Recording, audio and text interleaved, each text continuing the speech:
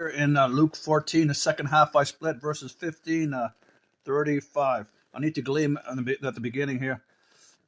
Excuse me. When one of those at the table heard him, he said, "Blessed is those who is able to eat at a feast when you come," meaning those who make it, based upon Jesus' previous comment. You can read it. And Jesus replied, a certain man was preparing a great banquet, and he invited, this means God invited all humans. Well, he invited the Israelites, and they were blind to get to the Gentiles. That's what it means here, okay? That's a long story, but prophecy, right? They rejected God, and anyways, God did it to get to the Gentiles. Anyhow, I can't digress.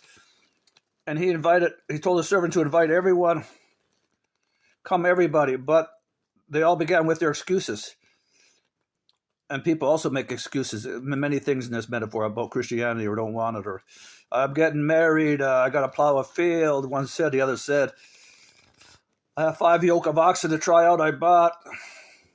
Then the servant came back and said they're all busy. Or he told him the story. The owner said, became angry, and that was God the Father, right?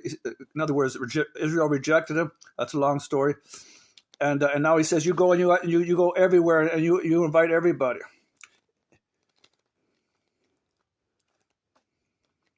Okay, in the alleys and everything, okay? The poor meaning the Gentiles, okay? Meaning they're invited for Christianity now. And then they got the servant said, okay, sir, what I've ordered has been done. The master said, go out, but we still have room. So the master said, well, go out and find more, you know what I mean, in the alleys and everything, and make my house full. Make full of Christians. He wants everybody to repent. That's the story. Okay, 25. Large crowds were traveling with him. He said, if anyone comes to me and does not hate his father or mother, if necessary, okay, or else you're breaking the law and not keeping the 5th commandment of your parents, to follow me and carry the cross, he is not worthy to be my disciple, my follower. Suppose one of you builds a tower, will he first see, again, the house? You got to build your house to the end. Make sure you have enough money or people will laugh at you, your Christian house. Another one is ward. If he has 10,000, we go up against 10,000, the next verses. Right? In other words, you plan things, right? Plan your Christian life to make it is what he's talking about, okay?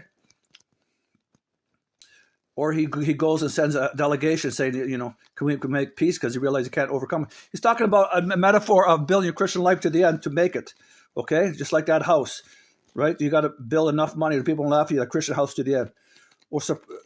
Okay? In the same way, you ought, who does not give up everything, he has nothing, he will not be my disciple. Okay, salt is good, but if it loses its savor, it's good for nothing but to be thrown out. Okay, bye.